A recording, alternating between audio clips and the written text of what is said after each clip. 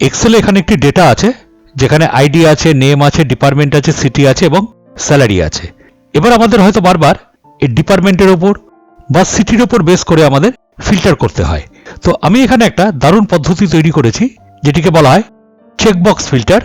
যে যখনই আমি এখানে, এটা আমি সিটির ওপর করেছি, যখনই আমি এখানে যে সিটির ওপর ক্লিক করব সেই ডেটাগুলো এখানটায় দেখুন ফিল্টার হয়ে এখানটায় চলে আসবে। আমি যদি এখানে দিল্লিতে ক্লিক করি, দেখুন তা দিল্লির আন্ডারে যে সিটির আন্ডারে যার নাম, ডিপার্টমেন্ট, স্যালারি আছে সেগুলি চলে আসছে। যদি আমি মুম্বাইতে ক্লিক করি তাহলে মুম্বাইটা চলে আসছে, আর যদি পুনেতে ক্লিক করি তাহলে দেখুন পুনেটা চলে আসছে। বা আমি যেটা কি তুলে দেবো, এখান থেকে ধরুন এই চেকবক্সটি তুলে দিলাম, তাহলে দেখুন মুম্বাইয়ের ডেটাগুলি এখান থেকে সরে যাচ্ছে। আমি দিল্লিতে যদি চেকবক্সটি তুলে দিই তাহলে দেখুন দিল্লির ডেটাগুলি চলে যাচ্ছে, খালি পুনেরটা রয়েছে। তো এইভাবে আমরা খুব তাড়াতাড়ি চেকবক্সের মাধ্যম দিয়ে আমরা ফিল্টার তৈরি করে নিতে পারি। তো আজকের ভিডিওতে আমি সেটাই দেখাবো যে আপনারা খুব দ্রুত কিভাবে এই ধরনের ফিল্টার আপনারা অ্যাপ্লাই করতে পারবেন এক্সেলের ডেটার ওপরে। তাই জন্য একটি অনুরোধ, ভিডিওটি স্কিপ না করে অবশ্যই পুরো দেখবার চেষ্টা করবেন। চ্যানেলে যদি নতুন হয়ে থাকেন তাহলে অবশ্যই চ্যানেলটিকে সাবস্ক্রাইব করে পাশে রাখা বেল আইকনটি প্রেস করে নোটিফিকেশন অন করে রাখবেন। ভিডিওটি পছন্দ হলে অবশ্যই ভিডিওতে একটা লাইক আর কমেন্ট করে দেবেন এবং কমেন্টের পাশে যে হাইপ বাটনটি আছে সেই হাইপ বাটনটি প্রেস করে দেবেন, আর যতজনের কাছে পারবেন ভিডিওটি শেয়ার করে দেবেন। তো চলুন শুরু করি। তো প্রথমে আমরা এখানে কি করছি, আগেটা আমি সিটির ওপর দেখালাম এক্সাম্পলটি, এবার আমরা এখানে ডিপার্টমেন্টের ওপর তৈরি করব। অ্যাট ফার্স্ট আমাদের কি করতে হবে, এখান থেকে ডিপার্টমেন্টের আন্ডারে যেসব ইউনিক ডিপার্টমেন্টস আছে, দেখুন এখানে সেলস আছে, এইচআর আছে, আইটি আছে, ফিনান্স আছে। তো আপনার যেগুলো দরকার আপনি সেগুলো নিতে পারেন। যেরকম আমরা সিটির ওপরে কিছু ইউনিক যেগুলো ডেটাগুলো আছে সেগুলো আমরা নিয়ে নিয়েছিলাম। তো এখানে আমরা একটি চার্ট বানিয়ে রেখে দিয়েছি, দেখুন এখানে লেখা আছে সিলেক্ট ডিপার্টমেন্ট। এবার এই জায়গাতে আমরা একটা চেকবক্স তৈরি করব। তার জন্য আমাদের কি করতে হবে, আমাদের এখান থেকে প্রথমে ওপরে দেখুন এখানে ডেভেলপার ট্যাব আছে, ডেভেলপার ট্যাবে যেতে হবে। এবার যদি আপনাদের এখানে ডেভেলপার ট্যাবটি না থাকে তখন আপনারা এটিকে কিভাবে আনবেন, কিছুই না, আপনারা এই যে রিবন আছে এই রিবনের এখানে যে কোনো জায়গায় মাউসের রাইট বাটন ক্লিক করবেন, করে এখানে কাস্টমাইজ দ্য রিবন এখানে ক্লিক করবেন। কাস্টমাইজ দ্য রিবনে ক্লিক করলে এখান থেকে দেখুন ডেভেলপার যেটি আছে এই ডেভেলপার এই জায়গাটা টিক চিহ্ন দিয়ে দেবেন, দিয়ে এখানে জাস্ট ওকে করে দেবেন, তাহলে ডেভেলপার ট্যাবটি এখানটায় অ্যাক্টিভ হয়ে যাবে। তো আমরা এখানে ডেভেলপার ট্যাবে গেলাম, এখান থেকে ইনসার্ট যেটি আছে ইনসার্টে ক্লিক করে এখান থেকে দেখুন এখানটা রয়েছে চেকবক্স ফ্রম কন্ট্রোল, আমরা এটিকে নিয়ে নিচ্ছি। এবার এখান থেকে আমরা একটি চেকবক্স কেটে নিলাম। এবার এখানে চেকবক্সের যে লেখাটি আছে এই লেখাটিকে যদি আমরা সরাতে চাই তার জন্য আমি কি করলাম, এই চেকবক্সে রেখে এখানে মাউসের রাইট বাটন ক্লিক করলাম, করে এখানে বললাম এডিট টেক্সট। এবার এখান থেকে আমরা এই লেখাটিকে মুছে দিলাম, মুছে দিয়ে আমরা এখান থেকে যতটা সম্ভব এটাকে চেপে রেখে ছোট করে দিলাম। এখানে যা সেল আছে সেই অনুযায়ী আমি এটিকে সেট করে দিলাম। এখান থেকে চেপে রেখে আরেকটু সেট করতে পারি আমরা যেরকম পজিশনে আমি চান। এবার এখান থেকে জাস্ট এই জায়গাটিতে ধরে আমরা ড্র্যাগ করছি, তাহলে দেখুন তিনটে সেলেই এখানে চলে এসছে। এবার আমরা এখানে ডিপার্টমেন্টের নামগুলি লিখে নিচ্ছি। আমরা সিট 1-এ গেলাম, এখান থেকে আমি ইউনিক রেকর্ডসগুলি দেখে নিলাম। মোটামুটি মনে করা যাক আমরা এখান থেকে নিচ্ছি সেলস, এইচআর আর আইটি। তো এখানটা আমরা লিখে নিলাম সেলস, এখানটা লিখে নিলাম এইচআর, এখানটা লিখে নিলাম এইচআর, আর এখানটা লিখে নিলাম আইটি।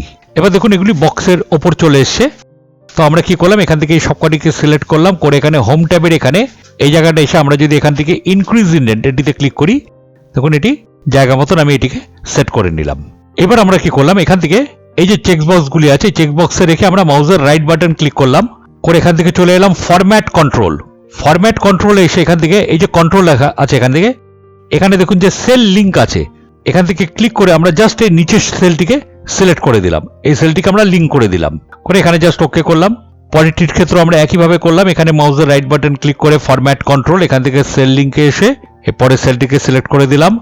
এর পরেরটির ক্ষেত্রে আমরা এখানে মাউসের রাইট বাটন ক্লিক করে ফরম্যাট কন্ট্রোল, সেল লিঙ্কে ক্লিক করে এখানে পরের সেলটিকে আমরা সিলেক্ট করে দিলাম, তাহলে এখানে এই যে পরের সেলগুলি আছে ওপরের সেলটির সঙ্গে এটি লিঙ্ক হয়ে গেল। এবার দেখুন আমি যখনই এখানে ক্লিক করছি নিচে এখানটা ট্রু দেখাচ্ছে, আবার এটিতে যদি ক্লিক করি ট্রু দেখাচ্ছে, এখানেও যদি ক্লিক করি তাহলে দেখুন নিচে ট্রু দেখাচ্ছে। যদি কোনো টিক চিহ্ন অর্থাৎ চেকবক্সটাকে আমি আনচেক করে দিই তাহলে দেখুন এখানে ফলস চলে আসে, এখানেও দেখুন ফলস চলে আসছে। তো এইভাবে আমরা ওপরের সেলের সঙ্গে নিচের সেলটিকে একটা লিঙ্ক করে দিলাম। তো এখানে ব্যাপারটি বুঝতে পারলেন যে এখানে যদি চেকবক্সের টিক থাকে তার মানে এটি ট্রু আছে, চেকবক্সের টিক না থাকলে এটি ফলস আছে। তো এবার আমরা যেটা করবো, এবারে আমরা চলে আসলাম আবার শিট 1-এ। শিট 1-এ এসে এই জায়গাতে আমরা এক্স লুকআপ ফর্মুলাটি ব্যবহার করব। কিভাবে করব, এখানটা লিখলাম equal to x lookup first bracket. এবার লুকআপ অ্যাডের ক্ষেত্রে আমরা যেহেতু ডিপার্টমেন্টের ওপর করছি আমরা এই ডিপার্টমেন্টের পুরো জায়গাটিকে সিলেক্ট করে নিলাম ওপরের হেডিংটিকে বাদ দিয়ে, এটা হলো আমার লুকআপ ভ্যালু, কমা। এবার চলে আসি আমরা লুকআপ অ্যাডে। লুকআপ অ্যারের ক্ষেত্রে আমরা কি করলাম, এখান থেকে শিট 2 তে চলে আসলাম, অর্থাৎ এইখানে যে ডিপার্টমেন্টে যে সেলস, এইচআর, এই আইটি গুলো আছে এগুলি কোন অ্যারের সঙ্গে ম্যাচ করাবে। আমরা শিট 2 তে চলে এলাম, শিট 2 তে চলে এসে এখান থেকে আমরা এই লাইনটিকে সিলেক্ট করে দিলাম, অর্থাৎ এইখান থেকেও ম্যাচ করাবে, এখান থেকেও চেক করবে, আগেরটি যেখানটা রয়েছে ডিপার্টমেন্ট তার সঙ্গে এগুলিকে চেক করবে। ফের এখানটা দিয়ে দিলাম কমা। এবার বলছে এখানে রিটার্ন অ্যারে, অর্থাৎ আউটপুটটা কোথা থেকে নেবে, আউটপুট নেবে এই নিচের এই জায়গাটি থেকে, অর্থাৎ এই সেলগুলি থেকে আউটপুট নেবে, ট্রু হলে ট্রু, ফলস হলে ফলস, যেগুলিতে ক্লিক করা থাকবে সেই অনুযায়ী এটি আউটপুট নেবে। জাস্ট এখানে ফার্স্ট ব্র্যাকেট ক্লোজ করলাম, করে এখানটায় দিয়ে দিলাম এন্টার। তাহলে দেখুন এখানটায় চলে এসে, এখানে দেখুন ট্রু ফলস ফলস ট্রু। আমরা এখানটায় যদি চলে আসি, দেখুন এখান থেকে সেলসে ট্রু দেওয়া আছে, তাই দেখুন এখানে দেখুন যেগুলি সেলস আছে সেগুলি দেখুন ট্রু হয়ে রয়েছে, দেখুন এখানে দেখতে পাচ্ছেন ট্রু হয়ে আছে। এবার আমরা এখান থেকে দিয়ে দিলাম, মনে করা যাক আইটিতে এখানটায় ক্লিক করে দিলাম।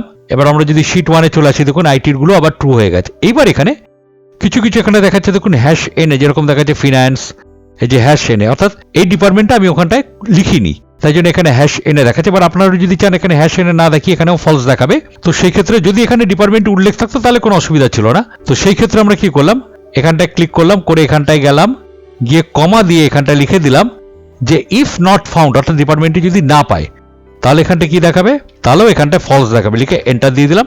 তাহলে দেখুন এই যে ফিনান্সের ক্ষেত্রে এগুলো ফলস চলে এসেছে। তাহলে এইভাবে আমরা এই জায়গাটায় এক্স লুকআপ ফর্মুলাটি ব্যবহার করলাম। এইবার আমাদের যেটা করতে হবে, যে আমি শিট 2 তে এখানে যেখানে ক্লিক করব তার ডেটাগুলি, অর্থাৎ রেকর্ডসগুলি আমার এখানটায় দেখিয়ে দেবে, অর্থাৎ সেই রেকর্ডসগুলো এখান থেকে ফিল্টার হয়ে এখানটায় চলে আসবে। তো তার জন্য আমাকে এখানে ফিল্টার যে ফাংশনটি আছে সেই ফিল্টার ফাংশনটি আমাকে এখানটায় ইউজ করতে হবে। খুব সোজা, দেখে নিন, খুব তাড়াতাড়ি হয়ে যাবে ব্যাপারটি। এবার আমরা এখানটায় ফিল্টার ফাংশনটি ইউজ করছি, এখানটায় লিখে নিলাম equal to filter first bracket. এবার অ্যাডের ক্ষেত্রে আমরা এখানে শিট 1 এ গিয়ে এখান থেকে একদম উপরের হেডিংটিকে নিয়ে এখান থেকে সম্পূর্ণ এই জায়গাটিকে সিলেক্ট করে দিলাম, একদম হেডিং নিয়ে সম্পূর্ণ এই ডেটাটিকে সিলেক্ট করে দিলাম, দিয়ে এখানটায় দিয়ে দিলাম কমা। এবার ইনক্লুডের ক্ষেত্রে, অর্থাৎ কোথা থেকে ফিল্টার করবে, এইখান থেকে দেখবে যেগুলি ট্রু আছে সেগুলি দেখাবে, যেগুলি ফলস আছে সেগুলি দেখাবে না। তার জন্য একদম ওপর থেকে এইখান থেকে সম্পূর্ণ এই জায়গাটিকে আবার সিলেক্ট করে দিলাম, অর্থাৎ এখান থেকে ওগুলোকে ম্যাচ করবে। First bracket close, enter. তাহলে দেখুন এখানে যেহেতু সেলসের এখানে টিক চিহ্ন দেওয়া আছে আর আইটির এখানে দেওয়া আছে, তাহলে সেলস আর আইটির যে ডিপার্টমেন্টগুলো আছে তার রেকর্ডসগুলি কিন্তু এখানটায় দেখিয়ে দিচ্ছে। আমি যদি এখানে এইচআরও ক্লিক করে দিই, তাহলে দেখুন এখানে এইচআর যেগুলি আছে সেগুলোও দেখিয়ে দিচ্ছে। আমি যদি আইটি এখানে চেকবক্সটিকে আনচেক করে দিই বা চেকবক্সটিকে তুলে দিই, তাহলে দেখুন এখান থেকে আইটির যে রেকর্ডসগুলো আছে সেগুলি সরে আছে। সেলসের ক্ষেত্রেও দেখুন আমি যদি তুলে দিই চলে যাচ্ছে, এইচআরটা রয়ে যাচ্ছে। কিন্তু আমি যদি এখান থেকে তিনটেকেই তুলে দিই, তাহলে এখানে হ্যাশ ক্যালক এখানে দেখাচ্ছে, অর্থাৎ এখানে আমি তখন কি করতে পারি, কোনো একটা কিছু লিখে দিতে পারি যে এটার বদলে সেটা দেখাবে, অর্থাৎ এখানেও খুঁজে পাচ্ছে না, সেই জন্য এখানে এই এররটি দেখাচ্ছে। তো আমরা কি করলাম, এখানটায় ক্লিক করলাম, করে এখান থেকে দেখুন লেখা আছে ইফ এমটি, আমরা এখানে কমা দিয়ে যদি এমটি হয় তার জন্য আমরা এখানটা লিখে দিলাম select any department, double inverted কমার মধ্যে লিখে দিয়ে এন্টার দিয়ে দিলাম। তাহলে এখানে দেখুন কোনো কিছু যদি আনচেক থাকে তাহলে এখানে সিলেক্ট এনি ডিপার্টমেন্ট দেখাচ্ছে, বা যখনই আমি এখানটা ক্লিক করব তখন দেখুন সেই ডিপার্টমেন্টের ডেটাসগুলি আমাকে এখানটায় শো করে দিচ্ছে। তাহলে দেখলেন এক্স লুকআপের সঙ্গে আমরা ফিল্টার ফাংশনটি ব্যবহার করে কত সুন্দরভাবে এখানে ডেটাকে ফিল্টার করে নিয়ে আসতে পারলাম। আশা করি ভিডিওটি আপনাদের প্রত্যেকেরই কাজে লাগবে। তাই জন্য একটি অনুরোধ, চ্যানেলে যদি নতুন হয়ে থাকেন তাহলে অবশ্যই চ্যানেলটিকে সাবস্ক্রাইব করে দেবেন, আর ভিডিওটিতে অবশ্যই একটা লাইক আর কমেন্ট করে দেবেন। ধন্যবাদ।